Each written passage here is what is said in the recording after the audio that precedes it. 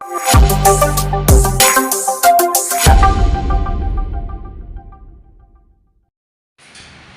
Mass മോട്ടോഴ്സിൽ നിന്നാണ് ഹോണ്ടയുടെ Activa 125 വണ്ടി വർക്കിന് കയറ്റിയിട്ടുണ്ട്. നിലവിൽ അതിൻ്റെ കംപ്ലയിൻ്റ് എന്ന് പറഞ്ഞാൽ പെട്രോൾ ഓവർഫ്ലോ പോകുന്ന കംപ്ലയിൻ്റ് ആണ് മെയിനായിട്ട് കാണിച്ചുകൊണ്ടിരിക്കുന്നത്. അപ്പോൾ അത് നമ്മൾ ചെക്ക് ചെയ്യുന്ന സമയത്തുണ്ടല്ലോ, ഇതിനകത്ത് പെട്രോളിൽ കിടന്ന് മെൽറ്റായിട്ടുള്ളൊരവസ്ഥയിൽ വന്നേക്കുന്ന കംപ്ലയിൻ്റ് ആണ്. അപ്പോൾ ഇതാണ് അതിൻ്റെ ഉള്ളിൽ ഇതുണ്ടോ, ഇതേപോലെ ഫംഗസ് പോലെ അതിൻ്റെ ഉള്ളിൽ പിടിച്ചിട്ട് ഇതിങ്ങനെ ക്ലീൻ ചെയ്യുന്ന സമയത്ത് ഇങ്ങനെ പൊടിഞ്ഞു പോരാം. ഇത് ശരിക്കും അത് പറയാൻ കാരണം എന്ന് വെച്ചാൽ അത് ശരിക്കും ഈ പെട്രോളിൽ വരുന്ന മിക്സിങ്, ഇപ്പോൾ നിലവിൽ എത്തനോൾ മിക്സ് ചെയ്ത പെട്രോളാണ് വരാം. 20% എത്തനോളാണ്. അപ്പോൾ അതിൻ്റെ ഒരു കെമിക്കൽ റിയാക്ഷൻ എന്ന് വേണമെങ്കിൽ പറയാം. കാരണം അതാണ് നിലവിൽ സംഭവിക്കുന്ന കേസ് കേട്ടോ. അപ്പോൾ നിലവിൽ നമുക്ക് ഫുള്ളായിട്ട് അയച്ച് ക്ലീനറൊക്കെ വെച്ച് ക്ലീൻ ചെയ്തിടാം. ഇതെവിടെയൊക്കെ നോക്കുമ്പോൾ അറിയാം, ഒരു പൂപ്പലായി പിടിച്ച പോലെയൊക്കെയാണ് അതിൻ്റെ ഉള്ളിലിരിക്കുക. അതുകൊണ്ടോ അത് ക്ലീനർ വെച്ച് നമ്മൾ ക്ലീൻ ചെയ്യുന്ന സമയത്ത് അത് പൊളിഞ്ഞു പോകും. പക്ഷേ നമുക്കത് ക്ലീനർ ഉപയോഗിക്കാണ്ട് ക്ലീൻ ചെയ്യാനും പറ്റില്ല. നമുക്ക് എന്തെങ്കിലും അത് ചെയ്ത് തന്നെ വേണം.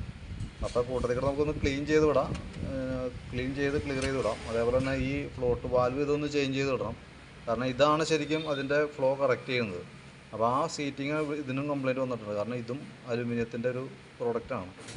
പിന്നെ അത് ഈ സ്ലോ ജെറ്റ് ബ്ലോക്ക് ആയിട്ടുണ്ട്. ഇതിൻ്റെ ഉള്ളിലും ഫംഗസ് പിടിച്ചാണ് പോലെ കയറിയേക്കാണ്. അപ്പോൾ അതുകൊണ്ട് തന്നെ ഇതും കൂടി നമുക്ക് ചേഞ്ച് ചെയ്യാം. അപ്പോൾ കാർബറേറ്റർ ക്ലീനർ എടുക്കണം, ഈ ഐറ്റം മാറണം, സ്ലോ ജെറ്റ് മാറണം, ഫ്ലോട്ട് വാൽവ് മാറി കാർബറേറ്റർ ക്ലീൻ ചെയ്ത് റീസെറ്റ് ചെയ്യണം.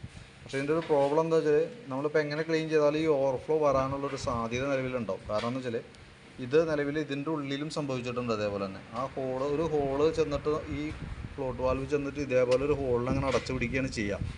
ആ ഹോളിൻ്റെ ചുറ്റുവട്ടത്ത് ഇത് ചെന്ന് അടച്ചാലും ക്ലിയറായിട്ട് അടയാത്ത രീതിയിൽ ചുറ്റുവട്ടത്ത് പ്രോബ്ലം വരുമ്പോൾ സ്വാഭാവികമായിട്ട് ആ സൈഡിൽ ലീക്ക് വരും. അതാണ് ശരിക്കും സംഭവിക്കുക. നമ്മളിപ്പോൾ ക്ലീൻ ചെയ്താലും 100% മാറും എന്നൊരു ഉറപ്പ് നമുക്ക് പറയാൻ പറ്റില്ല.